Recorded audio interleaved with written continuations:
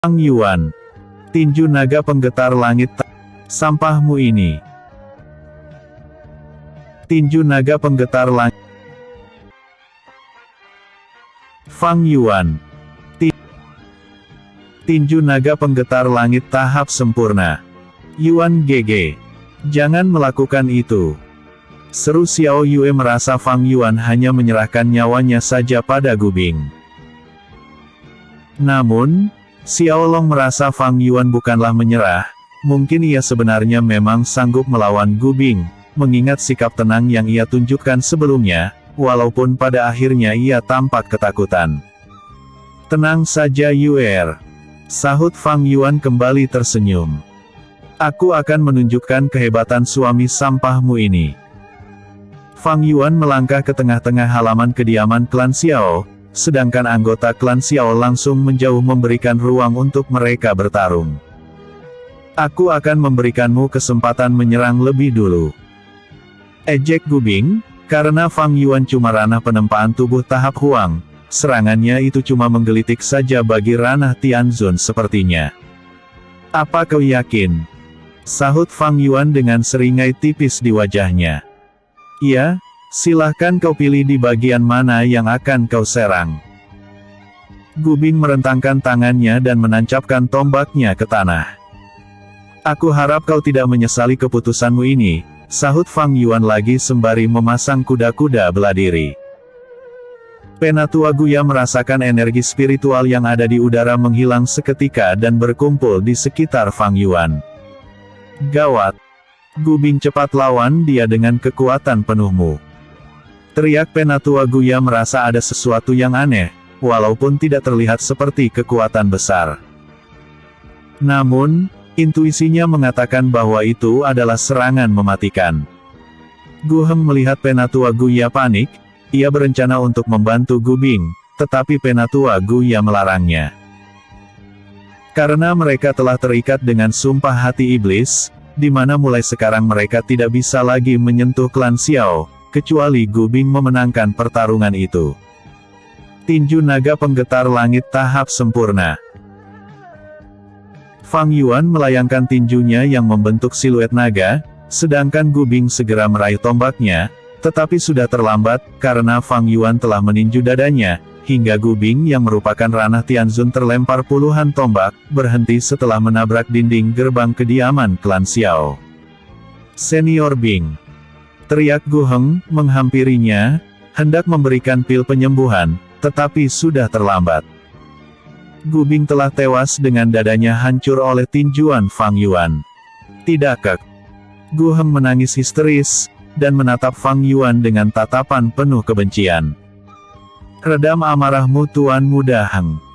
Untuk saat ini biarkan saja ia bernafas lega. Karena kita masih bisa mengejarnya setelah hari ini. Jangan sampai sumpah hati iblis menggerogotimu, kata Penatua Guya mengingatkan Gu Heng. Gu Heng menyeka air matanya dan mengangkat tubuh Gubing ke atas siluman elang.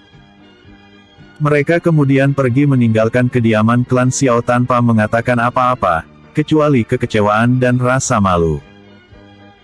Setelah mereka pergi, suasana di kediaman klan Xiao itu mendadak hening dan menatap Fang Yuan dengan tatapan heran, seperti mimpi di siang bolong saja. Fang Yuan merasa canggung menjadi pusat perhatian, sehingga ia tersenyum masam saja, sembari menggaruk kepalanya yang sebenarnya tidak gatal. Xiao Yue yang pertama kali sadar dari keterkejutannya. Dia kemudian berlari menghampiri Fang Yuan dan memeluknya. Yuan GG. Seru Xiao Yue menangis sesenggukan. Aku mengira kamu akan meninggalkan aku selamanya. Hahaha. Kalau masih ranah Sein, mungkin aku masih bisa bertarung imbang, tetapi ranah immortal, jelas aku akan kalah. Makanya aku meminta mereka melakukan sumpah hati iblis. Sahut Fang Yuan lega berhasil mengusir tuan muda klan Gu tersebut, walaupun hanya sementara karena mereka masih bisa mengejarnya di masa depan. Sumpah hati iblis itu hanya berlaku untuk tidak mengganggu klan Xiao saja, sementara ia masih bisa dikejar oleh mereka untuk balas dendam atas penghinaan yang mereka terima. Hahaha. Ternyata menantu kita sangat kuat, bahkan di kota Hausan ini tak akan ada yang bisa menandinginya. Penatua Xiao Dong tertawa terkekeh-kekeh, sehingga anggota klan Xiao lainnya ikut tertawa. Xiao Yun dan Xiao Lei yang melihat kejadian itu ikut tercengang. Mereka tak menyangka bahwa ranah penempaan tubuh tahap Huang yang belum memiliki kultivasi yang memadai, berhasil mengalahkan ranah Tianzun. Itu sungguh di luar nalar. Hei, apakah di Kekaisaran Sui ada metode khusus tanpa berkultivasi yang bisa membuatnya menjadi kuat? Tanya Xiao Lei. Mungkin saja, sahut Xiao Yun. Apakah kita akan bersujud di kakinya meminta dia mengungkapkan metode rahasianya? Ide yang bagus, sahut Xiao Lei. Keduanya bahkan membayangkan berhasil mengalahkan guru atau diaken di sekte mereka. Maka, mereka akan menjadi terkenal dan dipuja-puja oleh semua orang. Adik ipar, bagaimana caranya agar bisa kuat sepertimu? Xiao Long menghampiri Fang Yuan, sehingga hampir seluruh anggota klan Xiao ingin mendengarnya. Mereka tak sabar ingin mengetahui metode rahasia api yang digunakan oleh Fang Yuan. Menyadari semua orang ingin mengetahui cara dia menggunakan metode pernafasan alam, Fang Yuan memutuskan memberitahu mereka saja. Aku menggunakan metode pernafasan alam untuk menyerap energi spiritual di sekitarku. Namun, untuk mengasah kemampuan itu, kakekku dulu menempa kekuatan fisikku dengan berlari mengitari gunung bersalju dan membuangku ke hutan penuh siluman, sehingga aku harus bertarung dengan mereka untuk sekedar makan dan aku juga berenang di danau yang sangat dingin, dipenuhi oleh siluman ikan juga. Itu aku lakukan saat berusia 10 tahun, setelah itu baru belajar menggunakan jurus tinju naga penggetar langit, karena sebelum itu aku hanya bertarung asal-asalan saja melawan siluman. Fang Yuan menceritakan metode latihannya itu. Sekilas tidak ada yang istimewa, tetapi semua anggota klan Xiao yang awalnya ingin berlatih metode pernafasan alam, akhirnya memutuskan berlatih jurus dari klan Xiao saja. Karena cintailah jurus-jurus asli klan Xiao yang diturunkan dari generasi ke generasi. Itulah alasan konyol yang dibuat Xiao Long, saat mengetahui ternyata metode pernafasan alam itu seperti mau bunuh diri saja. Berarti kamu akan menjadi nomor 1 saat seleksi penerimaan murid Akademi Kekaisaran besok, kata Patriark Xiao Yan, bangga dengan kekuatan yang dimiliki oleh Fang Yuan. Ah, tidak perlu Patriark, sahut Fang Yuan, sehingga Patriark Xiao Yan dan Penatua terkejut mendengarnya. Aku sudah bisa merasakan Qi, sehingga aku memutuskan bertarung menggunakan jurus dasar saja. Patriark Xiao Yan dan Penatua sangat senang mendengarnya. Mereka memuji Fang Yuan sebagai jenius, karena baru sehari sudah bisa mengendalikan Qi dengan baik. Yuan Gege sudah bisa menyerap Qi. Xiao Yue masih belum percaya, karena ia tampak murung saat turun gunung tadi. Sudah hehehe. Lihatlah. Fang Yuan menarik nafas dalam-dalam dan memasang kuda-kuda, ia kemudian merapal jurus tapak iblis pertama. Api magma. Dia tampak meyakinkan menggunakan jurus dasar itu, sehingga para penatua tampak tersenyum dan membayangkan kehebatan roh beladiri Phoenix-nya menyemburkan api abadi, salah satu tipe api yang sangat kuat dan cocok untuk para alkemis. Hiya. Fang Yuan menyerang arah depan, sehingga Xiao Long yang berdiri di sana langsung tiarap di tanah, takut tubuhnya terbakar. Namun, mereka membelalakan mata saat melihat api seukuran kelereng yang muncul dari tapaknya. Hebat kan? Tadi pagi cuma seujung kuku dan sekarang mengalami peningkatan. Jadi sebesar kelereng. Fang Yuan berkata dengan bangga. Xiao Long ingin menempeleng kepala adik iparnya itu, karena ia sudah tiarap di tanah dan begitu juga dengan para penatua yang menyangka akan melihat jenius beladiri hebat. Namun, nyatanya seperti bayi yang baru belajar merangkak saja. Mereka tetap memuji Fang Yuan, karena takut bernasib sama dengan Gu Bing bila menyinggung perasaannya. Malah pujian mereka terlihat berlebihan, hiperbola sekali. Episode sebelumnya, aku menantangmu. Episode berikutnya, kedatangan Diaken Akademi Kekaisaran. Terpopuler. Comments. Halil. Wakakakakak jadi keijet pas kelas. Kedatangan Diaken Akademi Kekaisaran. Patriark Xiaoyan memutuskan merahasiakan kekuatan yang dimiliki oleh Fang Yuan, karena menantunya itu memutuskan menggunakan jurus klan Xiao saat seleksi penerimaan murid Akademi Kekaisaran.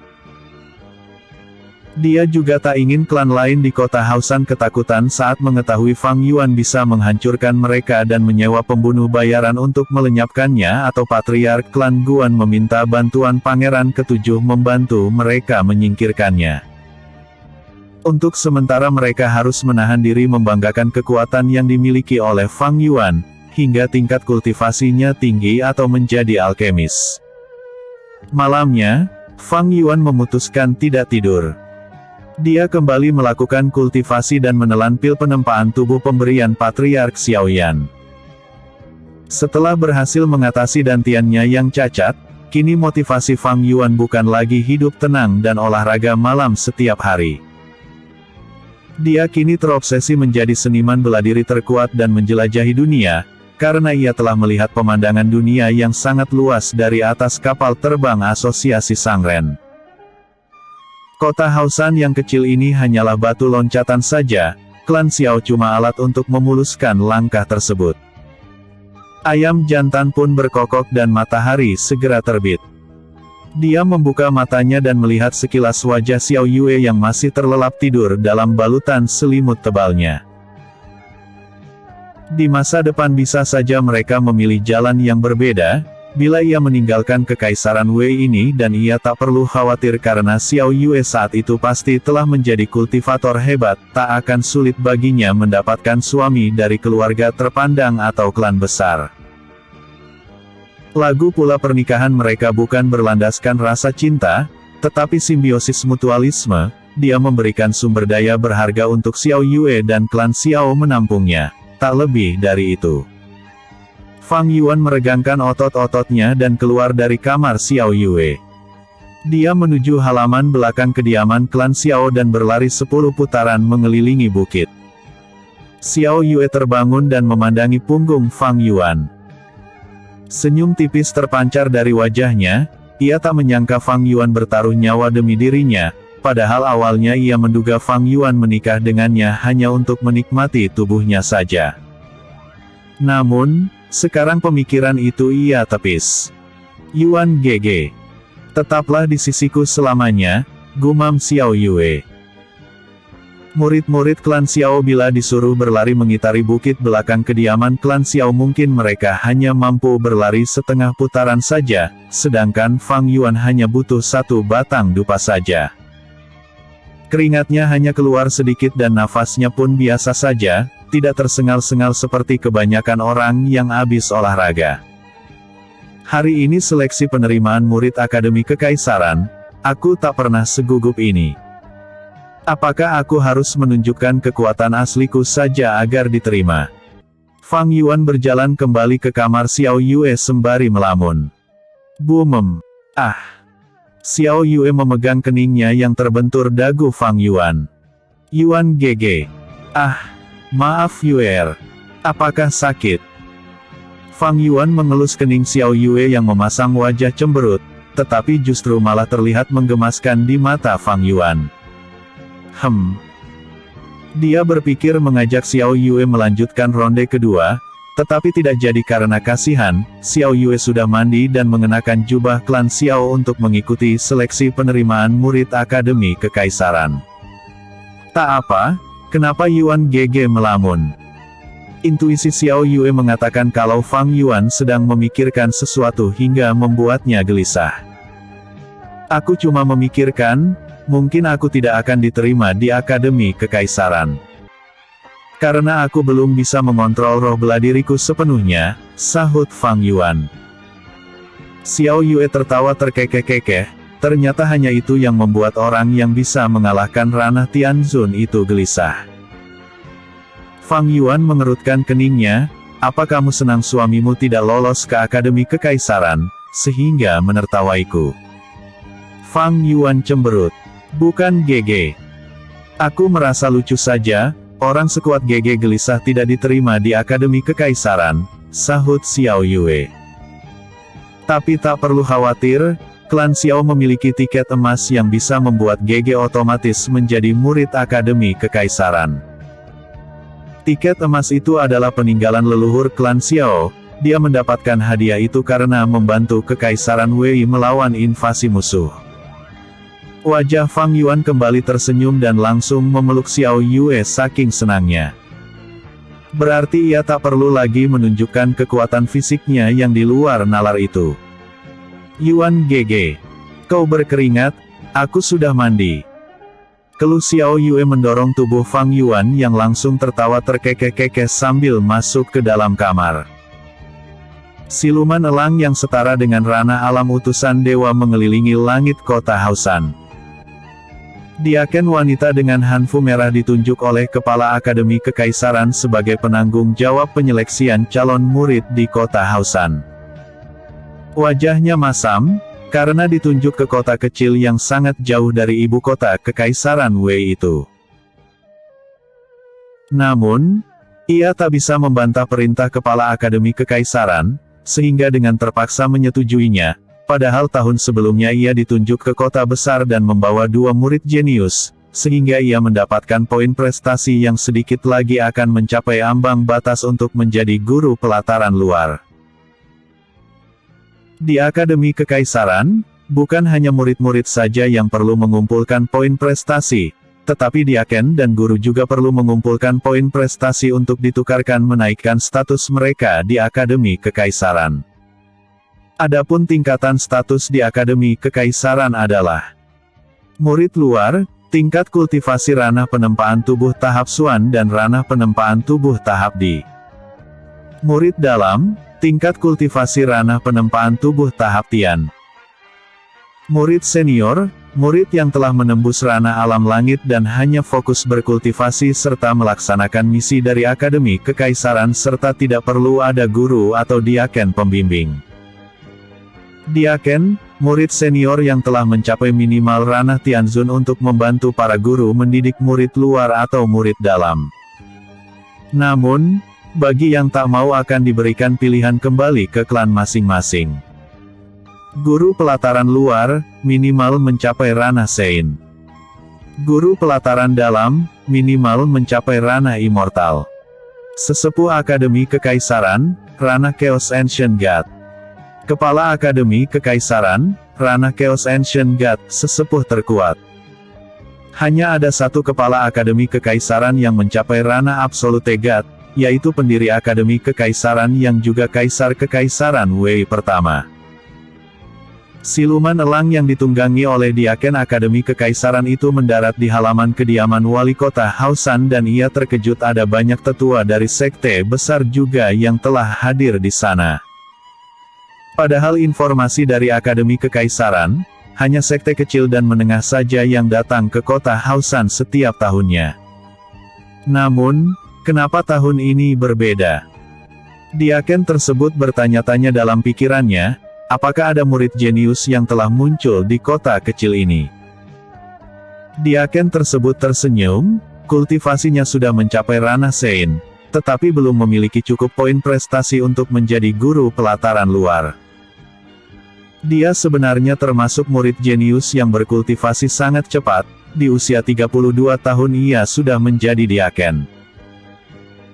Namun, ia tidak puas hanya mendapatkan jabatan itu, ia ingin menjadi guru termuda sepanjang sejarah Akademi Kekaisaran dan harapannya untuk menjadi guru pelataran luar itu akan segera terwujud, apabila dugaannya ini benar. Karena 1 poin prestasi dari murid jenius sudah cukup untuk bekalnya menjadi guru pelataran luar. Episode sebelumnya. Ranah Sein dari Akademi Kekaisaran. Sapa pemuda tampan dengan jubah berlogo Sekte Gunung Pedang, yang merupakan sekte besar dari wilayah selatan Kekaisaran Wei, sementara kota Hausan sendiri berada di pelosok sebelah timur Kekaisaran dan ibu kota Kekaisaran terletak di wilayah utara. Diaken wanita cantik dengan hanfu merah itu memicingkan mata menatap pemuda tampan yang berstatus tetua itu. Walaupun wajahnya tampak muda, sebenarnya ia sudah berusia 42 tahun dengan kultivasi di ranah Sein, sama dengan diaken wanita dari Akademi Kekaisaran. Perkenalkan. Namaku, Lindong dari Sekte Gunung Pedang. Mungkin nona muda tidak pernah melihat kami datang ke wilayah timur, karena kami memang khusus mengambil murid di sekitar wilayah selatan saja. Dan aku sering bertemu utusan dari Akademi Kekaisaran di sana, tetapi tahun ini ketua sekte memerintahkan kami untuk mendapatkan murid jenius dari klan Xiao. Dia telah mencapai ranah penempaan tubuh tahap Tian di usianya yang baru 17 tahun, sungguh pencapaian yang brilian, kata Lindong memulai pembicaraan. Walaupun sebenarnya ia tahu wanita cantik dari Akademi Kekaisaran ini juga mengetahui informasi yang beredar, karena ada banyak sekte besar yang hadir di kota kecil ini. Su Bimbing, diaken dari Akademi Kekaisaran tersebut tersenyum manis dan berpura-pura mengetahui informasi itu juga, dengan tidak menunjukkan ekspresi bahagia dari wajahnya, karena ia akan mendapatkan poin prestasi dan impiannya menjadi guru pelataran luar akan terwujud. Melihat kedatangan nona muda, harapan Sekte Gunung Pedang kami akan sulit untuk mendapatkan murid jenius itu. Karena dimanapun berada, murid jenius pasti akan memilih Akademi Kekaisaran. Lindong tetap bercerita, walaupun Su Bimbing tak menanggapi ocehannya. Guan Cheng berdiri di atas panggung, memberikan kata sambutan. Dia sangat senang karena seperti terakhir kalinya, ada banyak utusan sekte yang datang ke kota Haosan, walaupun tahun ini bukan klan Guan yang akan menjadi bintang panggungnya. Namun, sebagai wali kota ia tetap bangga karena akan dipuji oleh utusan Kekaisaran Wei nantinya. Fang Yuan dan Xiao Yue bersama dengan 20 murid klan Xiao memasuki halaman wali kota Haosan. Fang Yuan telah mengantongi tiket emas yang diberikan oleh Patriark Xiaoyan agar ia bisa masuk ke Akademi Kekaisaran walaupun ia masih ranah penempaan tubuh tahap Huang. Karena syarat terendah memasuki Akademi Kekaisaran adalah ranah penempaan tubuh tahap Xuan. Patriark Xiaoyan bersama para penatua ikut hadir menonton acara seleksi ini. Mereka duduk di panggung barat yang telah disediakan oleh Guan Cheng. Apa kau yakin menantu sampahmu itu lolos seleksi? Ejek Patriark Lining dari klan Li. Dia sangat membenci Fang Yuan, karena telah membuat anaknya, Li Yun babak belur 2 hari yang lalu. Dia pun seakan tidak percaya mendengar cerita dari Li Yun, kalau Fang Yuan itu memiliki kekuatan yang aneh, padahal dantiannya rusak. Saat ada klan besar datang ke klan Xiao untuk mengambil Xiao Yue, ia juga sangat senang dengan kabar itu. Namun, lagi-lagi ia harus kecewa, karena beberapa saat kemudian terdengar kabar kalau Fang Yuan sebenarnya memiliki pengawal rahasia yang diutus kakeknya yang kabarnya guru di Akademi Kekaisaran Sue dan pengawal pribadi Fang Yuan itu langsung membunuh salah satu anggota klan besar itu, sehingga mereka segera melarikan diri. Sekilas terdengar tak masuk akal, karena tak ada kekuatan besar yang ia rasakan di kota Haosan ini kecuali dari ketiga anggota klan besar itu. Sehingga dari mana datangnya bala bantuan dari klan Xiao? Itu masih misteri. Pada akhirnya, Li Ning tak berani lagi berurusan dengan klan Xiao. Bahkan ia telah menasehati Li Yun agar tidak berurusan dengan Fang Yuan di masa depan, agar kejadian yang menimpanya tidak terulang kembali. Patriark Xiaoyan tidak menjawab pertanyaan Patriark Li Ning. Dia hanya tersenyum saja sambil mengelus-elus jenggot putihnya. Patriark Li Ning mengerutkan keningnya, ia merasa Patriark Xiaoyan sangat percaya diri sekali. Apakah itu gara-gara Xiao Yue yang akan menjadi rebutan sekte-sekte besar dan Akademi Kekaisaran? Baiklah, pertama semua murid dari kelima klan di kota Haosan ini dipersilahkan untuk maju satu persatu menyentuh batu bintang itu untuk melihat tingkat kultivasi kalian dan roh bela diri apa yang kalian miliki. kata wali kota Guancheng sambil menunjuk batu berwarna hijau tua di sebelahnya. Para murid-murid langsung mengambil antrian, sedangkan para utusan klan besar, kecil, menengah maupun akademi kekaisaran, segera mencatat setiap nama-nama murid menurut mereka memiliki bakat luar biasa. Guan Yi yang pertama kali maju ke depan, dia kemudian menangkupkan tinjunya untuk menunjukkan rasa hormat pada wali kota dan para utusan. Aku, Guan Yi, murid klan Guan. Dia memperkenalkan diri dan langsung meletakkan tangannya ke batu bintang. Batu bintang langsung bersinar dan menunjukkan tingkat kultivasi Guan Yi adalah ranah penempaan tubuh tahap Xuan, serta roh bela diri elang. Keponakanku ini lumayan juga.